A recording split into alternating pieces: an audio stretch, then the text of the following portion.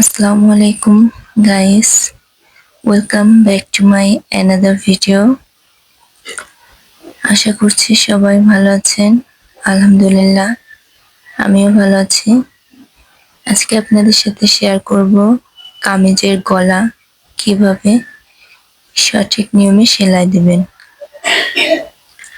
অবশ্য কাটিং এর ভিডিওটা যদি দেখতে চান তাহলে কমেন্ট করে জানাবেন।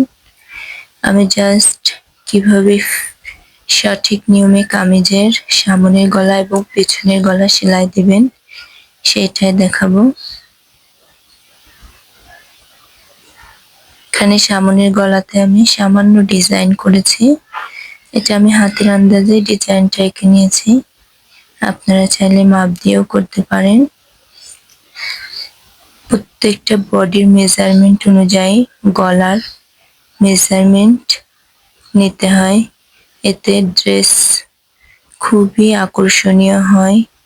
যে কোনো ড্রেসের গলার ডিজাইন বা গলার সেলাইটা যদি ফিনিশিং না হয় তাহলে ড্রেসটা দেখতে অতটা ভালো লাগে না। গলার কাজটা ফিনিশিং হলে, গলা সেলাইটা ফিনিশিং হলে কাপড়টা দেখতেও অনেক ভালো লাগে। তাই আমরা যতটুকু সম্ভব যে কোনো ড্রেস মেক করার আগে অবশ্যই তার গলার ডিজাইনটা সিলেক্ট করব এবং সঠিক নিয়মে গলাটা তৈরি করে নিব। চলুন আপনাদেরকে দেখাই কিভাবে আমি সামনের গলা সেলাই করলাম।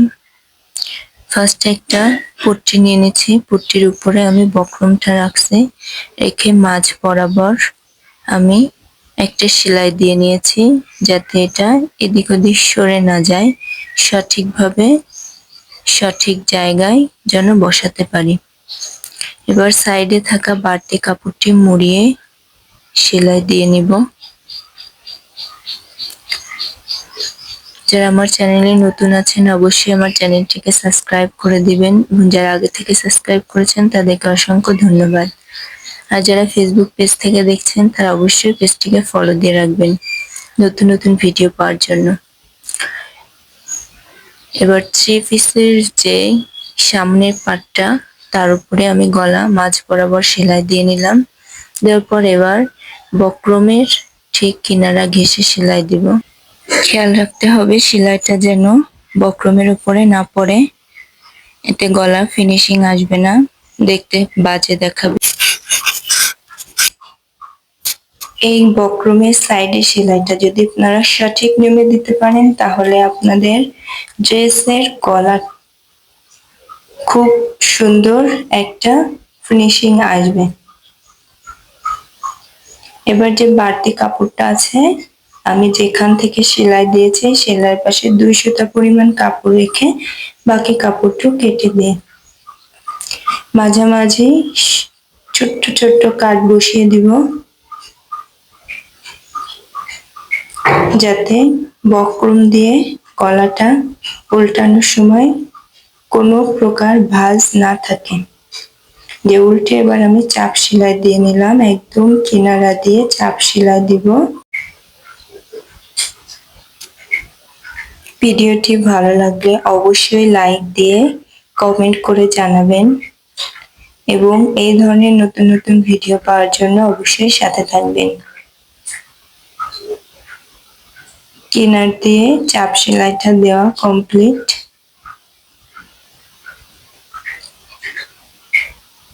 এবার পট্টিটি হাতে হেম করা যায়, আমি ব্যস্ততার কারণে মেশিনে পট্টিটি লাগিয়ে দিলাম।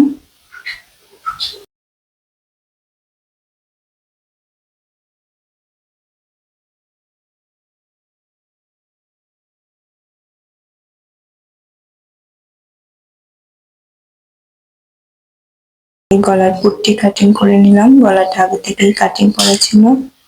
পট্টির সাইড থেকে মুড়িয়ে 2 সুতা পরিমাণ কাপড় ভাঁজ দিয়ে সেলাই দিয়ে নিলাম।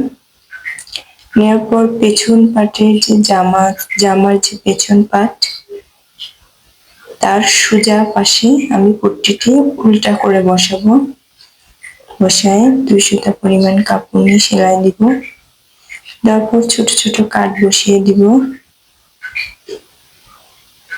তারপর আমি সামনের গলায় চাপ সেলাই দিয়েছিলাম ডিজাইনের কারণে, পেছনের গলাতে আমি পট্টিটির উপরে চাপ সেলাই দিয়ে দিব, যেহেতু এটা সিম্পল গোল গলা। পট্টিটি উল্টিয়ে পিছন দিকে অর্থাৎ উল্টা পাশে নিয়ে যেয়ে পট্টির কিনার দিয়ে সেলাই দিয়ে দিব। আমি আগেই বলছি, চাইলে আপনারা এটা হাতে হেম করে নিতে পারেন, এতে গলার ফিনিশিংটা আরো সুন্দর হবে। যে কোনো ড্রেসের গলা ফিনিশিং হলে ড্রেসটি খুবই সুন্দর দেখায় এবং আকর্ষণীয় হয়। গাইস, ভিডিওটি ভালো লাগলে অবশ্যই কমেন্ট করে জানাবেন এবং পরবর্তীতে কোন ধরনের ভিডিও দেখতে চান কমেন্ট করে জানাবেন। ইনশাআল্লাহ সেই ধরনের ভিডিও শেয়ার করব। আমার এই ভিডিও অর্থাৎ সেলাইয়ের যে টিউটোরিয়ালগুলা, এগুলা হচ্ছে যারা সেলাই কাজে একেবারেই নতুন সেই সমস্ত আপুদের জন্য। দেখুন, খুবই অল্প সময়ে আমার কামিজের গলাটা কমপ্লিট করে নিয়েছি। দেখা হচ্ছে পরবর্তী কোনো ভিডিওতে।